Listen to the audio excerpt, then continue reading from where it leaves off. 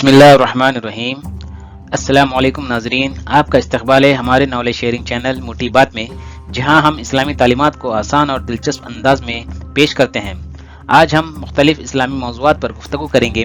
چلیے بغیر وقت ضائع کرے ویڈیو شروع کرتے ہیں اور دین کی روشنی میں اپنی زندگی سنوارتے ہیں۔ آج کا سوال، حضرت عیسیٰ علیہ السلام کے کتنے بیٹے تھے اور نبوت کسے ملی؟ آپ اپنا جواب کمنٹ کر کے بتا سکتے ہیں، ویڈیو کے آخر میں جواب دیا جائے گا۔ اسلامی تاریخ میں آج ہم عیسیٰ علیہ السلام کے بارے میں معلومات حاصل کریں گے۔ حضرت عیسیٰ علیہ السلام حضرت ابراہیم اور سارہ کے بیٹے تھے، جنہیں اللہ سبحانہ وتعالی نے انہیں یہ نعمت اس وقت عطا کی جب وہ ضعیف تھے۔ فرشتے جب حضرت ابراہیم علیہ السلام کے پاس آئے تو وہ سب سے پہلے قوم لوط پر عذاب کی خبر دی، پھر آپ کو خوشخبری دی کہ آپ کو اللہ تعالیٰ بیٹا عطا کرے گا۔ یہ سن کر حضرت سارہ ہنس پڑی اور کہا کہ میں بوڑھی ہو چکی ہوں اور میرے شوہر بھی بوڑھے ہیں، یہ تو عجیب بات ہے، مجھے اولاد کیسے ہوگی؟ فرشتوں نے جواب دیا، یہ اللہ کا حکم ہے اور اللہ ہر چیز پر قادر ہے۔ سورہ ہود آیت نمبر 171 سے 72 میں اس کا تذکرہ کیا گیا ہے۔ حضرت عیسیٰ علیہ السلام کا ذکر قرآن مجید میں اللہ تعالیٰ نے ان کی پیدائش کو رحمت اور برکت قرار دیا ہے۔ قرآن میں فرمایا گیا، اور ہم نے اسے اسحاق کی خوشخبری دی جو نیک کاروں میں سے تھا۔ سورہ صافات آیت نمبر 112۔ اور پھر حضرت ابراہیم علیہ السلام نے حضرت اسحاق کی پیدائش پر اللہ کا شکر ادا کیا اور کہا، شکر ہے اللہ کا جس نے مجھے بڑھاپے میں اسماعیل اور اسحاق عطا کیے، بے شک میرا رب دعا سننے والا ہے۔ سورہ ابراہیم آیت نمبر 39۔ قرآن کی اس آیت سے ہمیں پتہ چلا، بے شک اللہ تعالیٰ اپنے بندوں کی دعاؤں کو سنتا ہے، لیکن افسوس آج کا ہمارا معاشرہ ان قرآن آیت کو سمجھنے سے قاصر ہے، بجائے اس کے وہ غیر اللہ سے مدد مانگتے ہیں، غیر اللہ سے اپنی حاجت کی پر ہونے کی امید رکھتے ہیں، جو کہ اللہ کی ذات میں کھلا شرک ہے۔ ہمیں چاہیے کہ قرآن مجید کو سمجھیں، سیکھیں اور پھر عمل کریں تاکہ ہمارا خاتمہ ایمان پہ ہو۔ نسل بنی اسرائیل، عیسیٰ علیہ السلام کے بیٹے حضرت یعقوب علیہ السلام کی اولاد کو بنی اسرائیل کہا جاتا ہے۔ زیادہ تر انبیاء جیسے حضرت یوسف علیہ السلام، حضرت موسیٰ علیہ السلام، حضرت عیسیٰ علیہ السلام بنی اسرائیل میں سے تھے۔ اس کے بعد حضرت عیسیٰ علیہ السلام کا نام قرآن کریم میں 16 بار آیا ہے اور اکثر آپ کا نام حضرت یعقوب علیہ السلام کے ساتھ ذکر کیا گیا ہے۔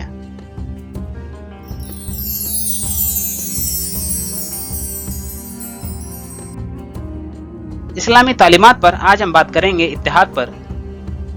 اسلام ہمیں محبت، بھائی چارہ اور اتحاد کا درس دیتا ہے۔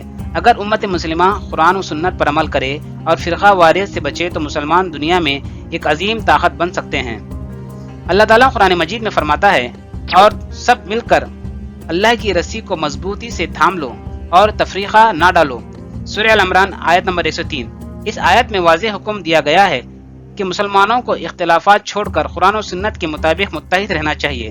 جب مسلمان آپس میں متحد ہوتے ہیں تو وہ ایک مضبوط دیوار کی مانند ہو جاتے ہیں جسے توڑنا ناممکن ہے۔ اسی طرح آپسی محبت اور ہمدردی کو فروغ دینا چاہیے۔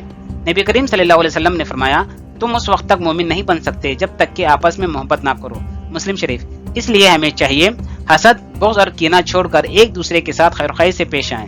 پھر نبی کریم صلی اللہ علیہ وسلم نے فرمایا، مسلمان آپس میں ایک جسم کی مانند ہے، اگر جسم کے کسی حصے کو تکلیف ہو تو پورا جسم بے چین ہو جاتا ہے۔ مسلم شریف۔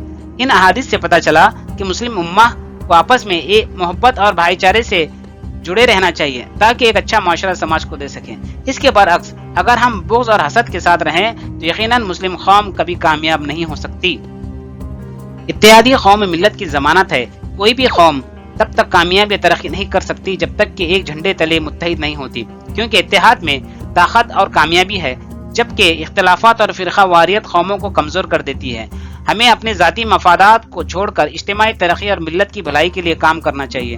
اگر ہم کامیاب قوم بننا چاہتے ہیں تو ہمیں اتحاد، بھائی چارہ اور ہمدردی کو فروغ دینا چاہیے۔ یہی قوم و ملت کی ترقی و بقا کی ضمانت ہے۔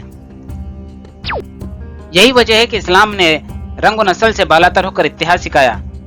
خطبہ حجۃ الوداع میں نبی کریم صلی اللہ علیہ وسلم نے فرمایا، کسی عربی کو اجمی پر اور کسی اجمی کو عربی پر، کسی گورے کو کالے پر اور کسی کالے کو گورے پر کوئی فضیلت نہیں سوائے تقوی کے۔ اس کا مطلب یہ ہے کہ مسلمانوں کو ذات و قومیت یا زبان کی بنیاد پہ نہیں بلکہ صرف دین کی بنیاد پر متحد ہونا چاہیے۔ قرآن نالج میں آج قرآن کریم کی منفرد تعداد معلوم کرتے ہیں۔ قرآن کریم میں کل حرف 3,23,670 ہیں اور کل الفاظ 77,439۔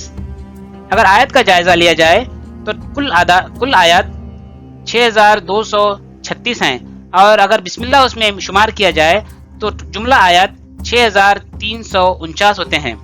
اسی طرح جملہ رکوع 558 ہیں۔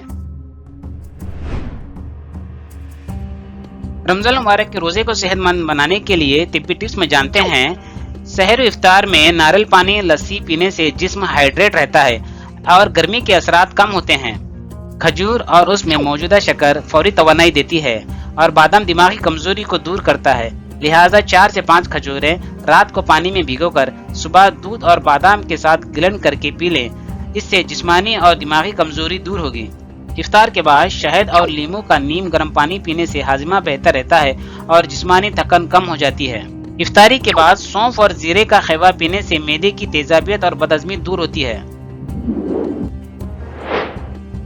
آج کے سوال کا جواب حضرت عیسیٰ علیہ السلام کے 2 بیٹے یسوع اور یعقوب علیہ السلام تھے۔ بعد میں اللہ تعالیٰ نے حضرت یعقوب علیہ السلام کو نبوت سے نوازا۔ امید کہ آج کا ویڈیو آپ کو پسند آیا ہوگا۔ اس کو لازمی سبسکرائب، شیئر اور لائک کریں اور بیل آئیکن پہ ضرور دبائیں تاکہ مزید ایسی ویڈیو کا نوٹیفیکیشن آپ کو ملتا رہے۔ اللہ تعالیٰ سے دعا ہے کہ ہمیں اس رمضان المبارک میں شرک و بدعت اور دیگر خرافات سے ہماری حفاظت فرمائے۔ خوش رہیے، آباد رہیے، ملتے ہیں اگلے ویڈیو میں۔ اللہ حافظ۔